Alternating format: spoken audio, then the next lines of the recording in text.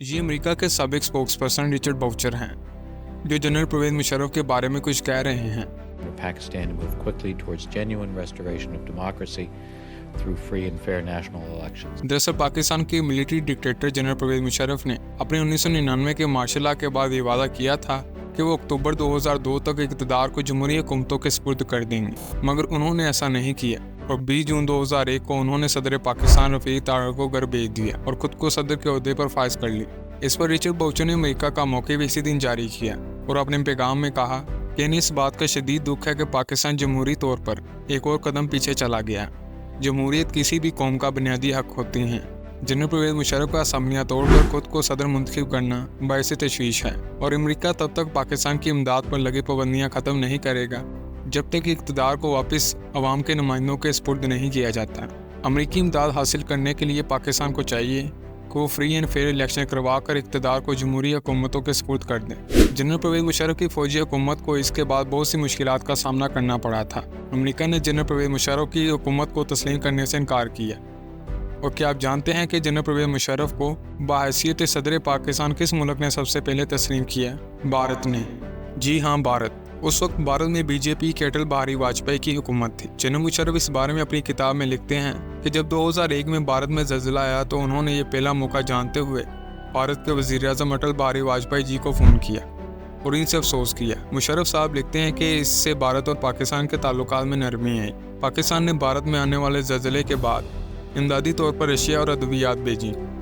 फिर 20 जून 2001 को जनरल परवेज मुशर्रफ ने सदर पाकिस्तान का हलफ उठाया और आलमी तौर पर भारत के अटल बिहारी वाजपेयी जी ने इनकी सदारत को सबसे पहले कबूल किया। इसके बाद अमेरिका ने भी इसी साल 9/11 के बाद पाकिस्तान में फौजी हुकूमत के साथ ताल्लुकात बढ़ाने के बारे में गौर करना शुरू कर दिया। 9/11 के दिन के हवाले से जनरल मुशर्रफ अपनी किताब में लिखते हैं, बकौल जनरल परवेज मुशर्रफ वो इसी दिन कायद-ए-आज़म के मज़ार पर मौजूद थे।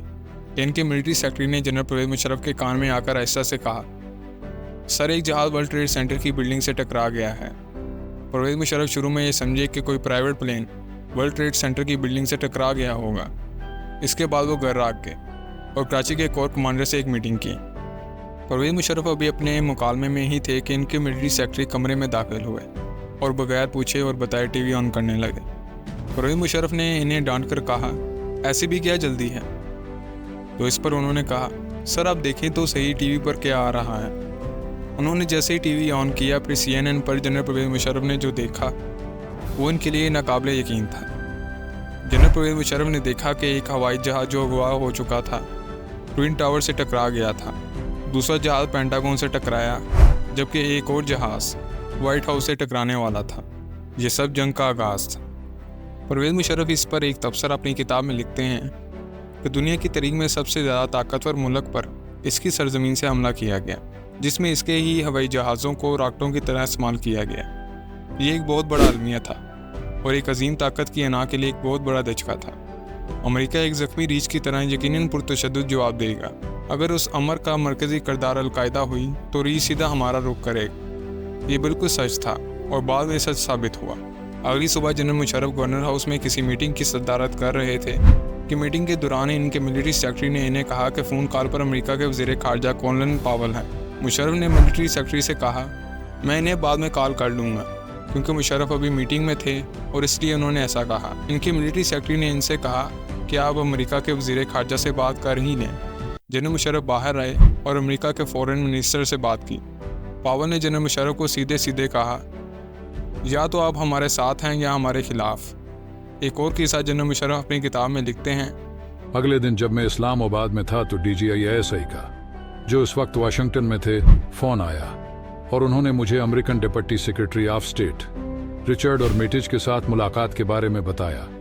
आर्मिटेज ने इंतहाई गैर सफारती अल्फाज में, जो मेरे ख्याल में कभी इस तरह नहीं बोले होंगे, बाउल के अल्फाज दोहराए और DG से कहा कि न सिर्फ हमें ये फैसला करना है कि हम अमेरिका के साथ हैं या दहशतगर्दों के, बल्कि हमने अगर दहशतगर्दों का साथ देने का फैसला किया तो वो बमबारी करके हमें पत्थर के दौर में वापस भेज देंगे। अमेरिका के डिप्टी और सेक्रेटरी स्टेट ने ऐसे किसी भी बयान या धमकी से इनकार किया और उन्होंने कहा, अगरचे मैंने पाकिस्तान के DGISI के साथ साफ और सीधी बात कही, मेरा मौक़िफ़ स्ट्रेट फॉरवर्ड था, मगर मैंने कभी भी पाकिस्तान को पत्थर के ज़माने में भेज देने की बात नहीं की। इसके अलावा अमेरिकी सदर जॉर्ज डब्ल्यू बुश ने इंटरनेशनल फोरम्स पर जनरल परवेज मुशर्रफ की तारीफ की कि उन्होंने अमेरिका की दहशतगर्दी के खिलाफ जंग में इनकी भरपूर मदद की। जनरल परवेज मुशर्रफ अपनी किताब में पाकिस्तानियों के लिए लिखते हैं कि पाकिस्तान, मैंने अमेरिका के साथ एक मद्दे मुकाबिल की तरह बाजी खेली। जनरल परवेज मुशर्रफ अपनी किताब में एतराफ़ भी करते हैं कि अगर हमने अमेरिका का साथ ना दिया होता तो इसका रद्द अमल गुस्से से भरपूर होना था, और क्या पाकिस्तान के पास उनके हमले का मुकाबला करने की हिम्मत थी? इसका जवाब नफ़ी में था।